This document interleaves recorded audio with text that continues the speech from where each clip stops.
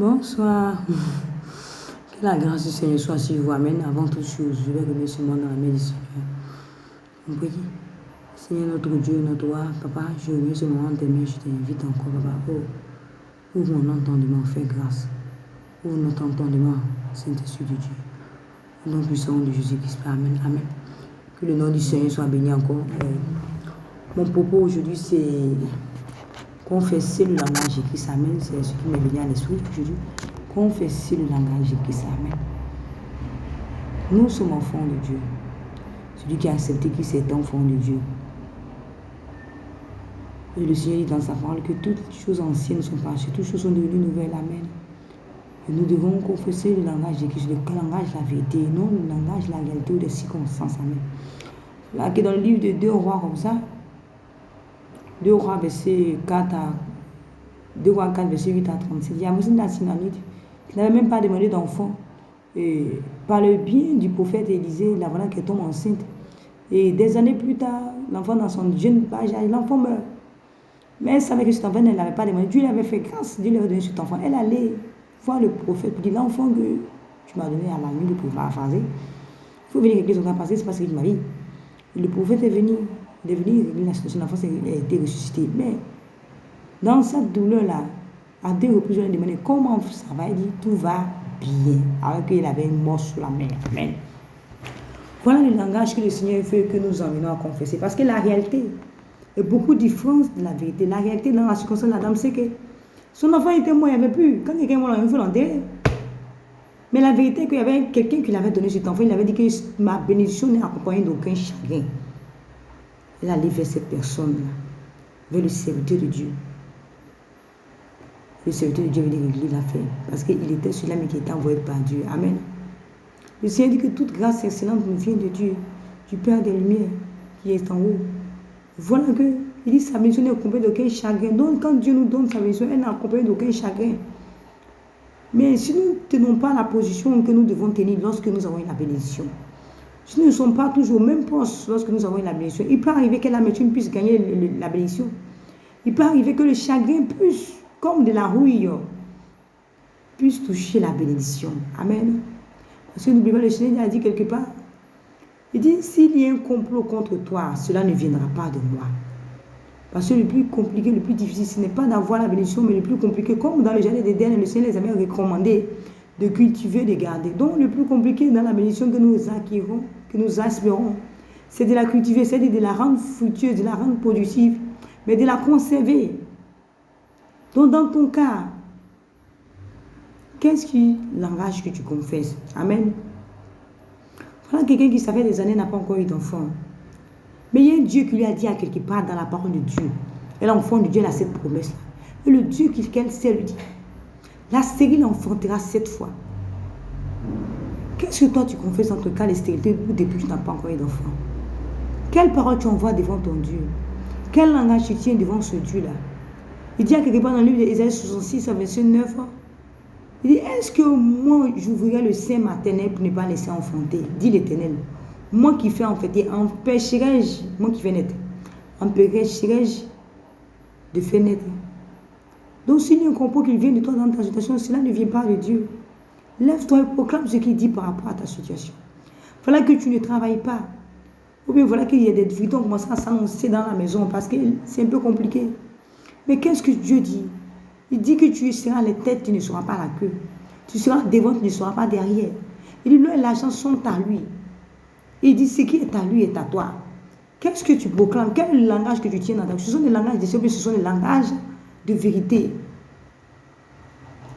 Le Seigneur dit dans l'une de ses paroles, il dit, il n'y aura pas d'indigent dans l'assemblée de Dieu. L'indigent, c'est celui-là même qui n'a pas trop de ressources, qui n'a pas les moyens même. Mais Dieu me dit qu'il n'aura pas d'indigent. Ce qui veut dire quoi? Lui, il accompagne les gens. Quand tu es avec lui, tu es béni. Donc, quelle est la situation que tu vis? Quel est le langage que tu tiens par rapport à la situation que tu rencontres? Voilà des années que tu n'es pas marié, pourtant tu entends le mariage. Mais quel est l'argument que tu proclames devant le Seigneur? Quelle est la parole que tu lui dis chaque fois? Quelle réclamation tu lui demandes à chaque fois? Quel langage tu tiens par rapport à cette situation? Ou bien le découragement a-t-il gagné ton cœur?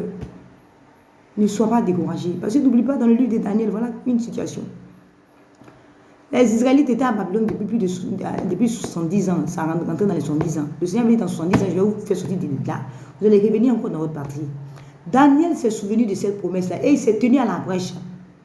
Et l'ange vient lui dire que dès que tu as eu à cœur, la parole est sortie. C'est-à-dire que le Seigneur a manifesté l'exaucement. Mais lorsque l'ange venait, il dit voilà ce que je vais t'expliquer. Il y a un roi perse qui l'a bloqué. C'est-à-dire un démon qui l'a bloqué sur la route.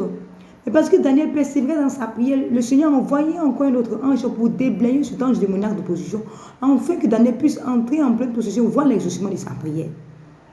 Voilà qui t'a dit qu'il n'est pas bon que l'homme soit seul, je lui ferai une aide semblable. Pourquoi Dieu peut dire ça, puis déblayer, il traîne, il ne fait pas? Quel est le langage que tu dis? Ou bien lorsque tu attrapes la mission, lorsque tu as cette fois, 2 jours après, lorsque tu entends quelqu'un qui dit tu es devenu trop vieille, tu commences à dégringoler, tu commences à dire, mon ami, ce n'est plus possible. Mais quand le sourd commence à dire, non, oh, l'autre mec a déjà 3 ans, il n'a même pas d'enfant. Et toi, tu es déjà vieille. Quel est le langage que tu viens face à ce que les gens te disent, face à ce que tu entends? N'oublie pas quelque chose. Le Seigneur dit, la foi vient de ce qu'on entend.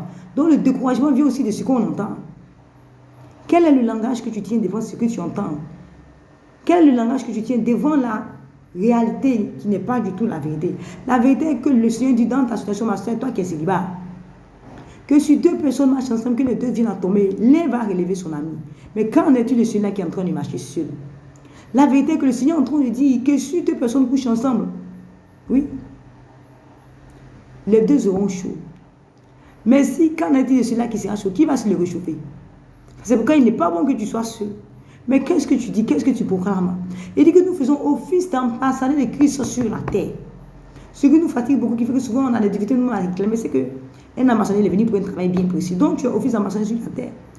Est-ce que tu fais le travail que Dieu te demande pour que tu aies cette force à lui demander? Parce qu'il faut faire pour que tu puisses avoir la force de demander. Et quand tu demandes, comment est-ce que tu demandes? Quelle parole tu tiens devant ton Dieu qui t'a tout promis? Quelle parole tu tiens devant ce Dieu redoutable là? Voilà. Il dit son âme est en flot dans le lui. Son cœur n'est pas droit, même mon juste vivra par sa foi. L'alliance s'active par la foi. La foi, une bénédiction sous ses yeux, c'est pas la foi qu'on la voit, pas rien d'autre. Tu ne vois pas Dieu. Comment tu vas croire qu'il va faire si tu ne le crois pas? Quand tu ne le crois pas, tu ne vois plus la bénédiction. Voilà que Dieu était tout puissant. Jésus, fait chier, est venu sur la terre. Mais dans toute sa puissance, il n'a même pas pu faire une miracle dans une contrée parce que les gens n'y croyaient pas du tout. Ça a bloqué le miracle. Donc, quel est le langage que tu tiens par rapport à ta situation qui a perduré, que tu entends les gens dire, hey, ça dure là. Ou les gens entendent, hey, si c'est possible. Mais devant toute cette multitude de réalités que les gens disent, qu'est-ce que ton Dieu dit? C'est ce qu'il faut garder. Qu'est-ce que son Dieu dit? C'est ce qu'il faut garder, c'est ce qu'il faut confesser jour et nuit, en étant en train de supplier devant Dieu.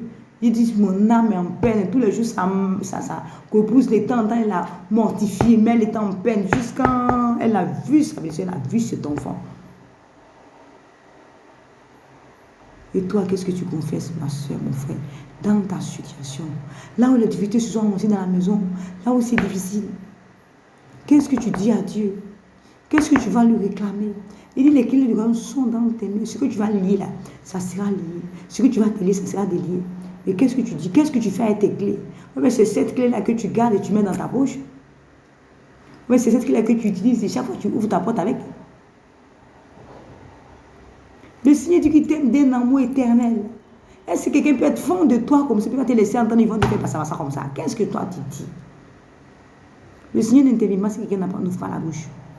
Je ne demande pas, quelle que soit sa puissance, ne demande pas. Il ne peut rien faire. Il faut ouvrir la bouche. Avoir la force d'ouvrir la bouche. Amen. Donc que le nom du Seigneur soit béni, soyez fortifiés dans le Dieu que nous servons, parce que c'est un Dieu véritable, un Dieu redoutable. Et quand il fait la promesse, il l'accomplit. Il a dit à quelque part dans le livre de Josué disait comme ça, est-ce que tout ce que l'Éternel Dieu a dit à propos de vos pères, est-ce qu'il n'a pas accompli? Il dit s'il l'accomplit. Et pour toi alors, il va le faire. Mais par la foi, lève-toi et dis ce que Dieu dit. Confesse le langage de la vérité. Et arrête de dire toute autre parole qui vient encore contrecarrer ta prière. Amen. Soyez bénis encore et que la grâce du Seigneur repose sur votre vie.